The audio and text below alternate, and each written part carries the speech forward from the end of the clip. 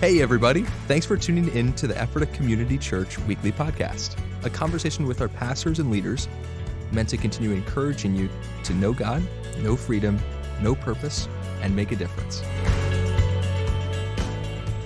Hey, Ephrata Community Church, welcome to the weekly podcast. Really excited to be going over the weekend with you, Dan. You served as service pastor, and we had a really excellent weekend where Kevin led us as a church through communion, which we've been doing a lot more frequently over the past year, focusing on the power of the blood of Jesus and really expecting and hoping God to bring us at ECC a greater measure of revelation, understanding, encounter with the power of the blood of Jesus. And so we took the service, Kevin did, and led us through, focusing entirely on communion, but specifically around the blood of Jesus, which out of Hebrews 12:22 says, speaks a better word than the blood of Abel. And so two things. One, I want to give you the opportunity to speak to what you sensed God was doing just through 3 weekend services. You know, most people listening were only at one of those, but God did. Yeah. Hey, you know what? I'm going to leave that with you. Dan at Ephrata Community Church. You can email him after. But you're there through all three. And so God does very similar things through the whole thing. And sometimes he does very distinct things in one service or another. And I have another question to follow that up, but we'll start there. So what was your take on, how did you observe God move through the Ephrata Community Church community through the entire weekend as it relates to the power of the blood of Jesus in communion?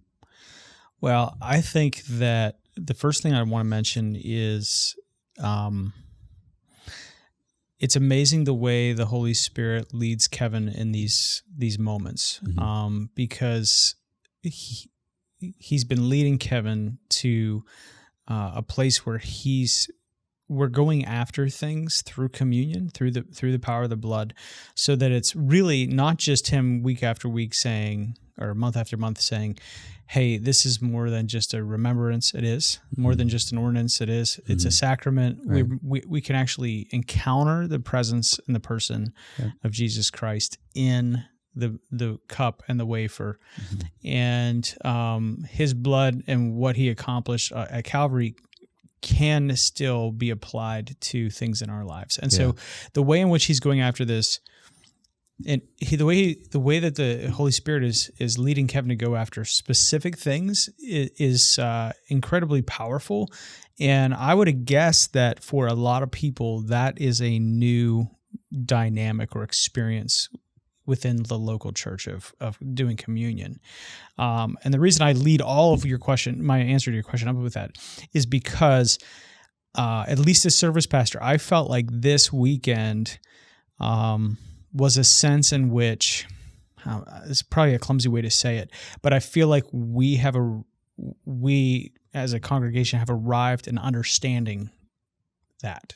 Meaning it was it's like, okay, with our many, ECC is a beautiful place, lots of different backgrounds that come here. A lot of people come from different streams of the church. A lot of people come from no church background.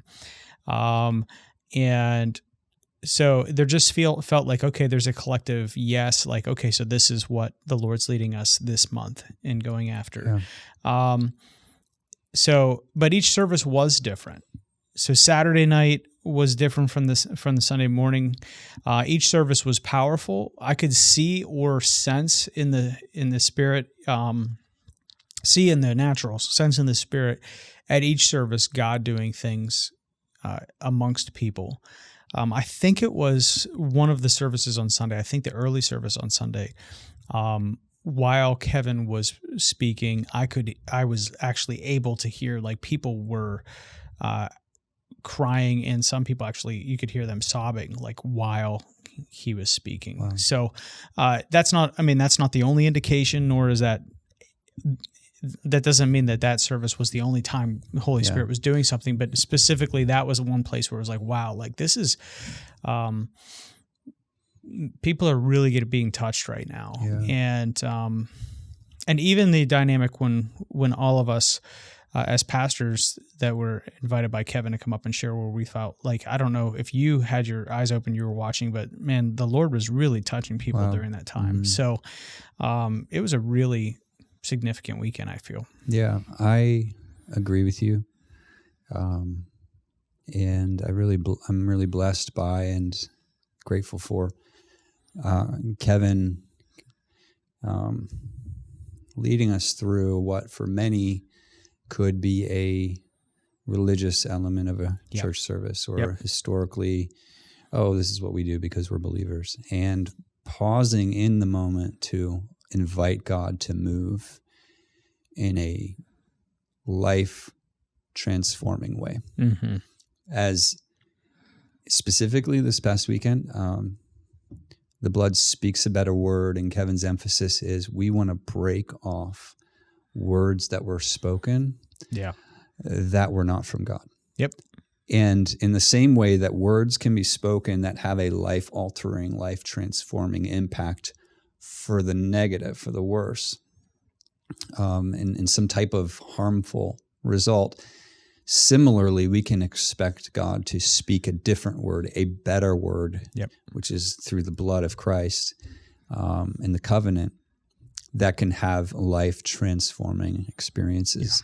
And going after that as a community is, I already said it, I'm grateful for it. Yep. I'm really anticipating testimonies to come back. Yeah, me too.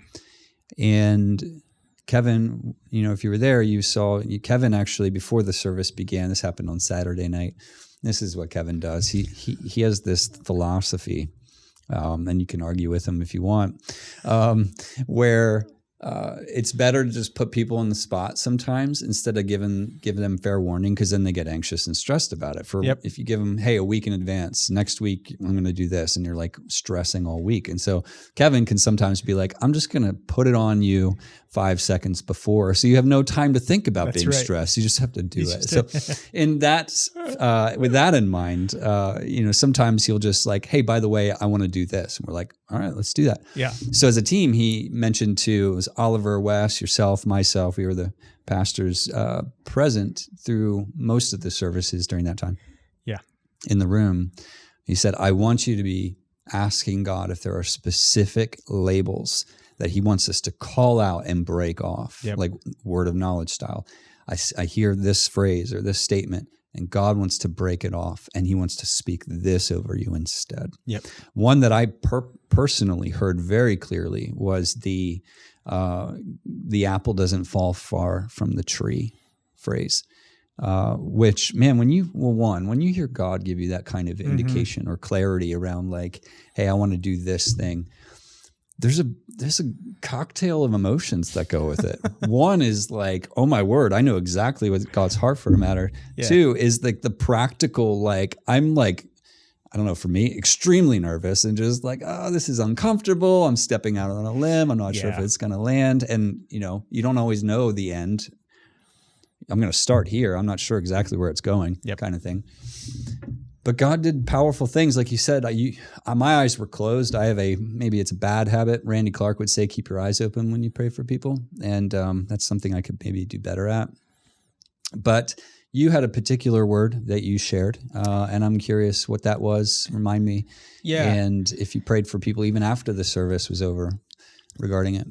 Yeah. So I know that I had two, but the one that I can remember is, which is terrible, but that's just how it happens sometimes. It comes with age. Dan, how old are you? That's true. It's true. Old enough, Matt. Old enough. That was a bad word curse. I break that off in Jesus' name. Come on. Bless your Matt recall. At Ephrata Community Church. So was specifically, and it really it came to me. The Lord spoke it to me when we were singing the song. Where I was singing the song in my head, and it was that bridge, he's rewriting our history kind of thing. And that there were things that people had done before they came to Christ that were still speaking over their lives. And the fact that we're new creations in Christ, and not to live out of the old identity anymore. Yeah. So that actually reminds me of Hebrews 9. I think it's verse 14, where it says, the blood of Jesus is able to cleanse the conscience from dead works. And so like a lot of people have a faith, like, I believe I'm forgiven of my sin, and if I died today, I would be in heaven. But they carry the burden of a heavy conscience for years for mistakes, and maybe they're bearing the fruit of that mistake through, a relationship that's in disrepair. I made a mistake, therefore here's the condition of our relationship, or whatever the case. Sure, but that doesn't mean you need to be carrying around that weight. And so the blood of Christ, the blood that speaks a better word over you, isn't the word of shame, failure, condemnation, mistake. It's the blood of Jesus washes you, makes you brand new. You're a new person. And that's the word that, as a church, can you imagine how impactful a community can be transformed by this word, that if we collectively together just say, Lord, what's the word that your blood speaks over me? Yep. And we say yes to it. Yep. Go ahead. It's just, it's just the power of the redeeming work of the blood. And it's, man, I don't know. I said to my wife, Jessica, that, for me, this, not that obviously I know Hebrews 12, but this was not something I would not be one of the top 5 things that would come to mind about the power of the blood of Jesus. Oh, okay. Right. The blood speaks a better word. Yeah. Okay, got it. Yeah. Just would not have. I mean, healing, yes. Redemption, yes. Sure. Salvation, yes. All of all of those things. But and so when Kevin first brought it up, which was a couple weeks ago, I was just like, well, yeah, right. And man, the response and the freedom that God, I just think we're going to hear more testimonies about this. As far as praying for people, I had opportunities to talk to a lot of people after the services about other things, but our prayer teams were pretty well full this weekend, and so I did not actually have the privilege of praying for somebody, but I'm excited to hear. We heard this morning a testimony, for instance, about what happened at the prayer teams, and I'm excited to hear that. Yeah. Oh my word. I wish I could share that testimony. I know. I cannot actually. The details are pretty sensitive. Yeah. Now you mention it reminded me that was powerful. God did amazing things. He did. This weekend service, and which He does from time to time, at least. Man, we have an opportunity to see it a lot. Right. Well, what I mean to say is like the little bit that we actually hear back in testimony form is just. When I say time to time, it's like there's just a fraction of what we actually hear God's performing. Yep. And sometimes you don't hear it for months later. Oh, somebody's life is completely changed. You run into them and like, oh yeah, that happened 3 months ago. God changed my life. And I'm like, mind blown, like, great. Well, enjoy the rest of your day. Have fun grocery shopping. Like your life's completely different. Yeah, exactly. So God's good, and really grateful to be at a church that just week in and week out, we expect God to do what only God can do. I love what it says in Acts, specifically of the church. They kept feeling a sense of awe. And man, that doesn't describe a church that just goes through the motions. Well, we're going to preach the word because this is what we do on a Sunday. Yep. We're going to behold Jesus and watch as we gaze in awe of Him as He transforms us. Yep. And that's the focus is, and Kevin would have said it at one of the services this weekend, which is what he carries and what we carry as a pastoral team is creating an environment for people to encounter God. And so there's lots of really great things that could can be happening in a weekend service, whether great worship or great teaching or whatever. And one of the things that we continually see here, which is just such incredible, it's God's grace at Effort Community Church, is people regularly encountering the person and presence of Jesus. And man, I will tell you, it is just so fun to be a pastor here. It is. It is a good time, and it's incredible honor, privilege. So thank you for serving as the service pastor. I had one thing I wanted to share, if I could. Well, it's too late, so we're going to end our pod. I'm just kidding. Hey, I want to encourage you because at the end of the service, for those of you that were here, Kevin touched on it, but just the power of words was how he began. The time, and if you didn't pick up the 5 elements of a blessing for our kids and for your grandkids that Kevin mentioned.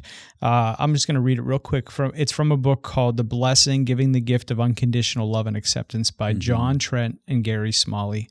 And so they took a look at the Old Testament blessings and said, okay, here's the 5 elements that we see in those, which are appropriate physical touch, a spoken message of love and acceptance, speaking high value to the person, speaking of a special future for that person, and an active commitment to support. And so if you take those, and I just want to encourage people that whether you're a grandparent or a parent, the ability to, placing your hand on your child's head, regardless of their age. If they're teenagers, they're going to complain about it, but that's too bad, right? Because they act like they don't want it, but the fact is they do. They want to hear your love and acceptance, that they have high value, that bless their future, and that you're always with them in that. Yeah. And man, as we are a community that's breaking off words, if we could be a community that says we are going to actively bless our kids, we're going to, if we're grandparents, every time they're with us, even if, I think there's probably grandparents in listening whose their hearts are broken maybe because their grandkids are not regularly in a community of faith, regardless of what that is. But when they're with you, to take a moment and do this. I mean, it has power. Our words have power. Kevin said that. Can we walk out of this weekend saying, not only are we going to break off words, but we're actually going to be committed to the words that we give the next generation? Thanks for taking the time to share that. It's so powerful. That reminds me of a couple of years ago, I was at the Grow Leader conference. Grow Leader is a network that we're connected. Well, ARC is the network we're connecting to. Church of the Highlands is the church in Alabama, and they have a conference every year called Grow Leader Conference, and we send a team down there every year.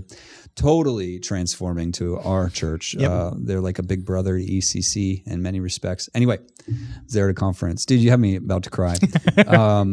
They were speaking to just, of course, the parents in the room, but church leaders, and specifically youth leaders, around a poll that they did over their kids that were in youth group. And I don't remember the exact question of the poll, but the one question would have been like, what do you wish your parents knew? And the one said, I wish my parents knew that as much as I push them away, I'm crying out for them to be drawn near. And I have no idea how to say it. So that whole thing got, obviously wrenched inside of me when you said, do this even for your teenagers, as much as they might say they don't want any part of it. It's like, they probably more than not, they just don't know how to say it. It's uncomfortable for whatever reason. Anyway, point is, my goodness, we need to be a culture of people that just, if it's uncomfortable, press through the discomfort for the sake of doing what is spiritually significant over the lives of your kids. Yeah, and if you believe that our words have power as image bearers, and you are raising up the next generation, and you're like, I don't feel like I hit the mark well, I don't feel like I respond all the time the right way, you know what? Welcome to parenthood.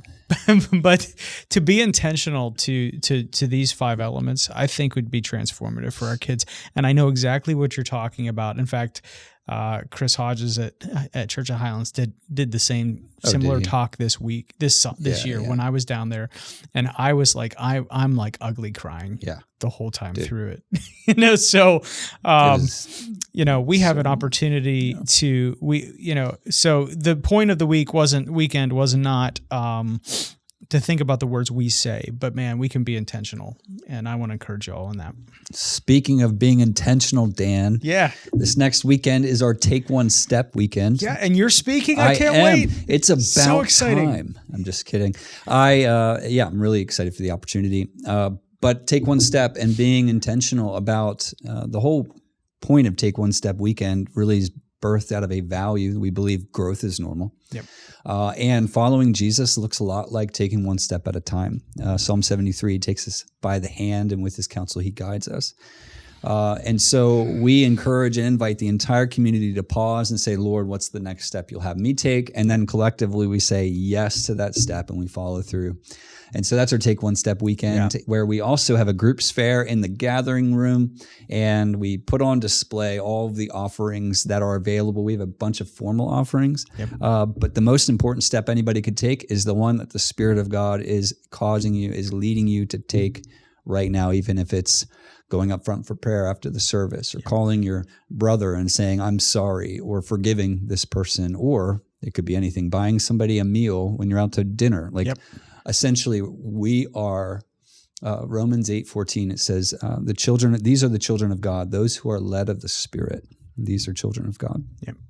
And man, can you imagine a community of people who all collectively say yes, and what that means for us. So anyway, that's the heartbeat of Take One Step Weekend coming up this weekend. We have a bunch of groups. And last thing I'll say is this is the only place in the world, and I'm committing to this line. Committing to this.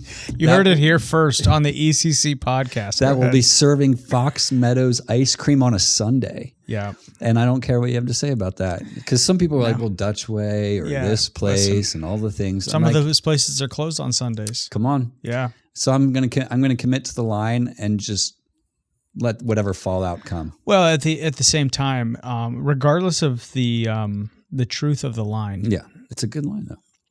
It's a line I'm going to say regardless. And it's Fox Meadows. It's Fox Meadows. It's going to be a good time. I'll commit to it, which is the calories don't count on Sundays. So there you go. That is awesome, Dan. Thank you for that. So be encouraged today. The calories don't count on Sunday. The blood of Jesus can cancel out any spoken word that was not from the heart of God and release over you the blessing of the Father. That's right. Man, I'm so grateful for Jesus, 1, for Dan, 2, and for Fox Meadows, 3. Yeah. We're grateful for you too. Oh, yeah. In the church, you guys are pretty awesome. Yeah. Actually, you said it earlier. It's a real privilege. I think I said it, to serve as pastor of the church here. It's an honor. It is. So if you've even stuck out through the podcast episode this long, thank you for joining us. Blessings to you all. We'll catch you this weekend. Hey, thanks again for joining us today. We hope that you've been encouraged by listening. You can listen to previous episodes, find additional resources, and of course, learn more about us at EphphatahCommunityChurch.com.